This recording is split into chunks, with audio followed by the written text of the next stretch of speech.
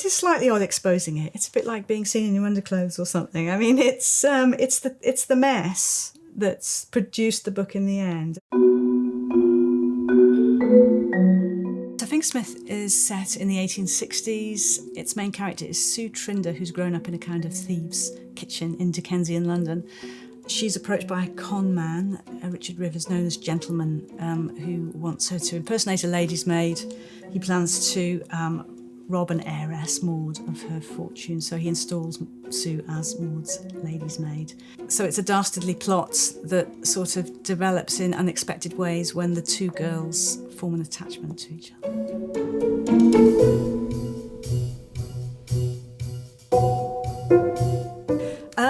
Well, it actually feels a bit grand to call it an archive because really it's just, as you can see, mainly a few, some sheets of scrappy paper which range from, well, quite substantial typed out thoughts and queries, things I'm debating with myself about what's working and what's not working. There's things like this which really, is really just jotting things down. Put Briar closer to Oxford, so that's sort of I'm still working the novel out at that point. And then literally backs of envelopes and scraps of paper. And then this, which is a notebook I kept right from the very beginning, which in the first half is research notes, and then at the back is more sort of thoughts from the very beginning of the novel, figuring out the characters, figuring out the stories.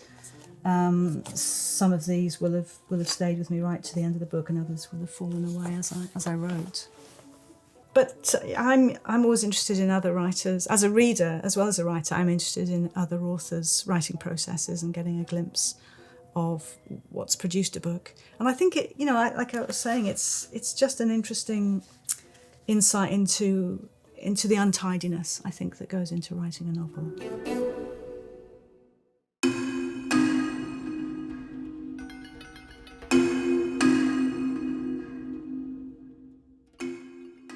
This is from quite early on, but might open with Sue's first memory being used as a child by a pickpocket of the performance of Oliver Twist, which is how the novel opens in the end. So that gets right through, probably in a slightly different form.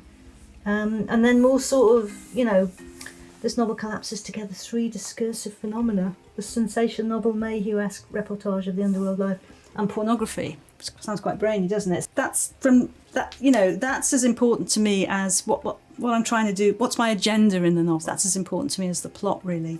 And then that kind of, once I've got my plot in place, my characters in place that are somehow enacting these issues for me, then the sort of brainy side of it kind of falls away. That's crucial to the book. That's the heart of the book. Yeah, I've often thought of my novels at the start as a kind of mashup of two or more worlds. And certainly with Fingersmith, it was partly the world of Victorian journalism. Henry Mayhew was great on the Victorian. I hesitate to call it an underworld, but I'll do that in quote marks. It's the sort of London labourer and the London poor. These are interviews that Henry Mayhew and his team of investigators did in the 19th century with ordinary working people, some of whom were kind of on the criminal side of things. And even though they come to us filtered through Mayhew and his other reporters, it does give you a bit of the immediacy of Victorian street slang and speech. That was one world. But the other big world for me was the world of sensation fiction. Novels by people like Wilkie Collins and Sheridan Le Fanu and Mary Elizabeth Braddon, which were like big bestsellers in their day and were often seen as rather unhealthy and kind of... And they often did feature women, which is partly what made them interesting to me. Women in very strong roles, or women who were living transgressively, women who were actually on the verge of madness, or they'd committed bigamy, they had secrets. And they're often novels with a very recognisable domestic setting. I think part of what made them shocking to the Victorians, that they looked at, Wilkie Collins had this fabulous phrase, the secret theatre of home. So it was very much like opening the door of the doll's house and finding out all the secrets and the sort of the violence and the unhealthiness that could be in the solid, supposedly respectable Victorian home. So again, me looking for queer stories and feminist stories, they offer these wonderful glimpses of alternative kind of stories. And I just kind of thought, well, what would it be like to take a character from that genre, who became Maud, and put her in collision with a character from Mayhew's world, who was sort of streetwise, little Sue Trinder from the borough, and see what happened when they met and see what happened when they fell in love, and what does that do to the sort of worlds they're from and the narrative worlds they're from. How does that change their story? So this was kind of the starting point for the book, really, me making a long list of kind of thieves slang. Most of these words I never used in the end, just because there were so many of them, but you know, they're lovely things to fig out, to dress one's best, a fencing crib, which is a fence shop, to fake one's slangs, file through fetters, all really juicy stuff. And I just was kind of in love with all these words, really. So there's a lot of them, but it was a bit of a labour of love. And then it was just a question of finding the ones that felt right for the novel, for Sue. I mean, this was my third novel with a Victorian setting, so I already had a kind of grounding, but this was set in the 1860s, which was much earlier than the first two, so I had to get to grips with a new decade. And I think the very first bit of research I did was when I went through this whole wonderful Dictionary of Historical Slang by Eric Partridge, and just basically laboriously copied out every word that I liked. I mean, there's how many pages are in here? Well over 1,000, I think. And that was just great. So it gave me a sort of grounding in kind of, you know, thieves' cant and the sort of Victorian underworld. I mean, this kind of underworld that Dickens writes a bit about. As I say, I made notes of flipping loads of words. The ones I've asterisked are ones that I particularly liked. Jink for money. Jenny Linder, which apparently was slang for rhyming slang for window. Winder. Jenny Linder. Fingersmith was a word I'd come across before starting the novel, which was a word for pickpocket, but also for midwife, and just the kind of collision of those two ideas and what you could do with fingers and the places you could go into, you know, with fingers, just felt absolutely right for the book.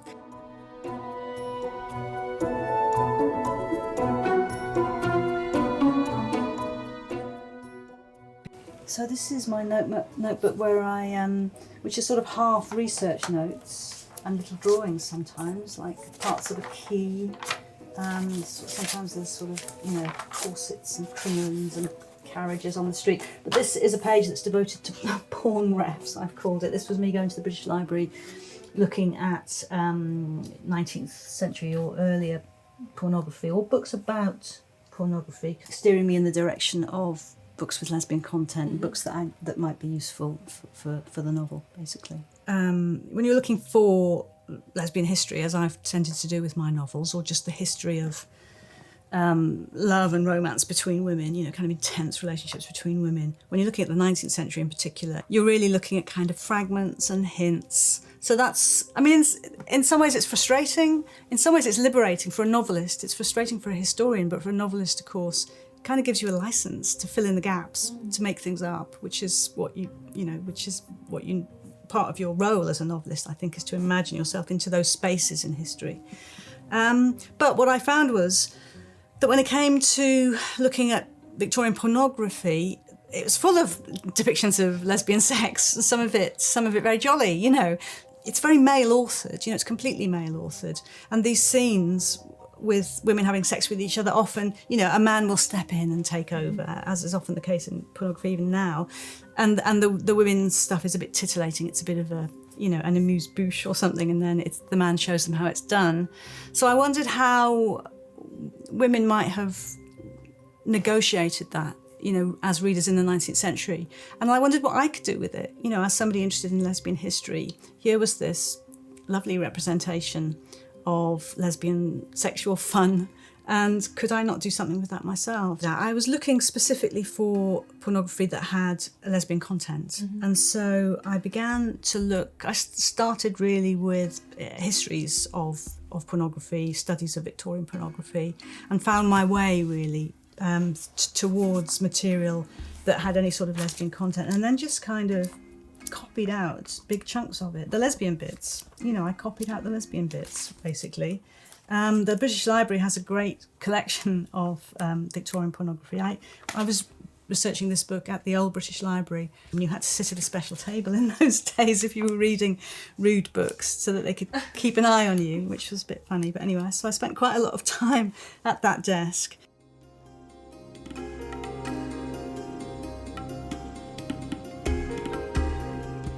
I mean, my other big starting point was the twist in The Woman in White. The Woman in White is probably the best known and kind of quintessential novel of sensation in a way. It's got this fabulous twist, which basically I stole for Fingersmith, but thought about giving the women more agency, maybe.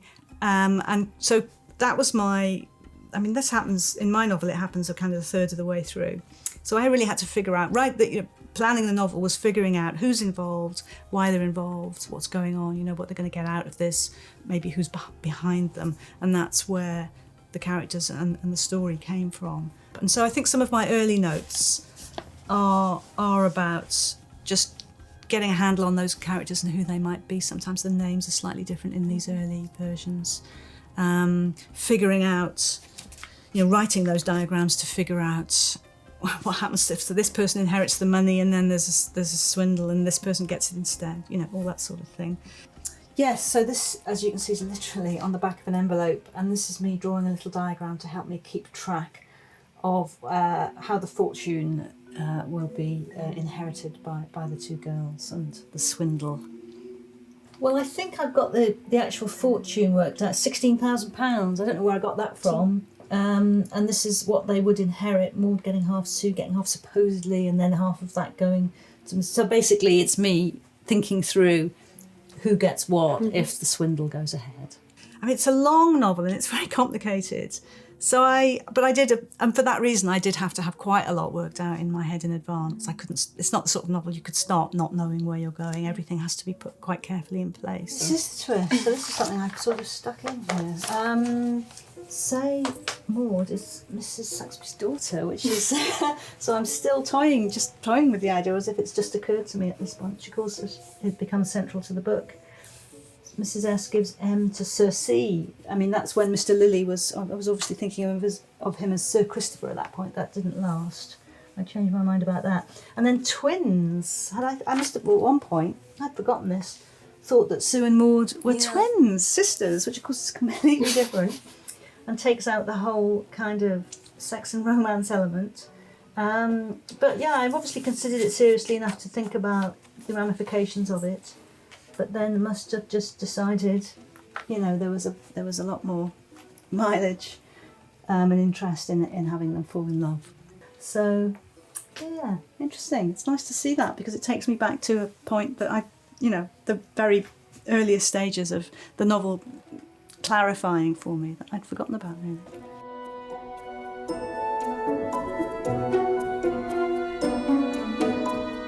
Problems, yeah, so this will be relatively late in the writing process because I'm talking about chapter 7, chapter 9. It's on a bit of old typescript, of the book. And it's just me having a conversation with myself about, what's not working really and what needs... Sex with maids still needs fixing, apparently, in chapter 7. So hopefully I took care of that. Red is good, and it sort of gets your attention. I mean, these days I use a whole range of colours, so text can look a bit sort of psychedelic after a while as I sort of add in extra notes. But there's definitely something about red that feels like you're on the right track. My process hasn't changed that much. I can look at notes I've made for Fingersmith, and they're very similar to the notes I'm making now, really, for the book I'm writing now, sort of several books on. It's just a question of... It's a conversation I have with myself as I'm writing. Sometimes I talk about we should do this, we could do this, because I sort of think it is a back and forth somehow. I'm definitely writing a novel I'm writing it for a reader, but I'm writing it kind of with myself, if that makes sense. Mm-hmm. Things like this are testimony to a different side to writing, that they're sort of away from the desk sometimes, just where's a piece of paper, I need to write that down, which of course is is as important to the book as the hours you put in at the desk. In fact, it's often at those moments when you leave the desk that you have the good idea, or the idea you've been struggling to find all day. So yeah, it's just a different side to the technical process. And in some ways, I think it's very chancy that this stuff got on paper at all, really. It's just thinking aloud, put on paper. So it's a bit haphazard that it got on paper.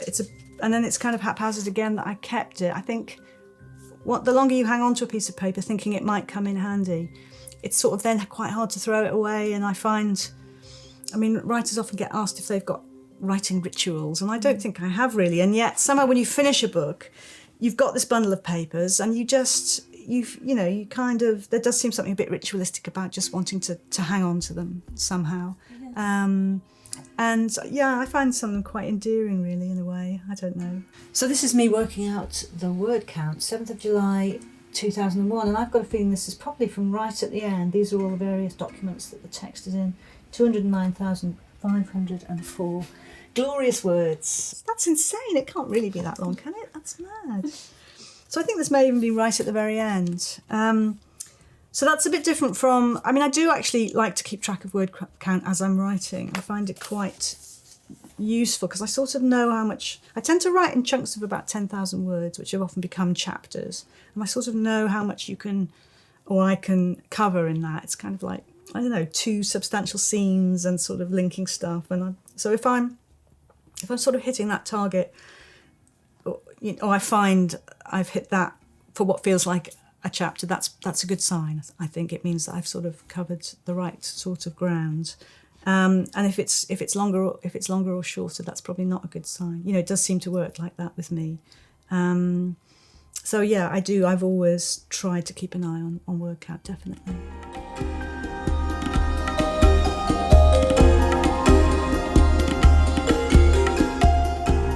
Yeah, in some ways it feels no time at all since I was writing Fingersmith, and then in other ways it does feel quite a long way off. And of course I had this intense experience I had with Fingersmith. I then went on to have with another few novels and the novel I'm writing now. So it does feel quite a long time away, and it was a very different stage in my career. It's very, very different now. I'm an established writer. But here I was still feeling like a young writer, still sort of learning my craft, but feeling like I'd kind of landed somehow and was in the right place. So it's nice to reconnect with that excitement and that verve. It's a novel that has a lot of fun in it, and I like remembering that. If there's anything in here, in any of these papers, that sort of served the book, then they went into the book. Do you know what I mean? So this is like ghosts of the book that the book might have been but wasn't, couldn't be. And just sort of relics of books it would never be because they were the wrong idea, really. So I think that can be interesting, but really, I don't think that it's like crucial reading or anything. Or sort of.